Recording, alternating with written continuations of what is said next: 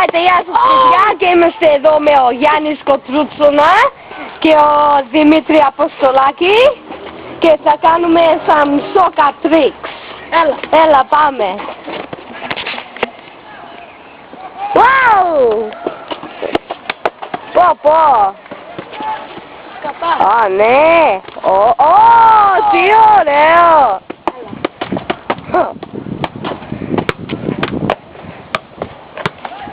Άντε φύγε ρε. Ρόγκο, shut up. Shit. Άντε ρε Δημήτρη. Σκάτα κανείς.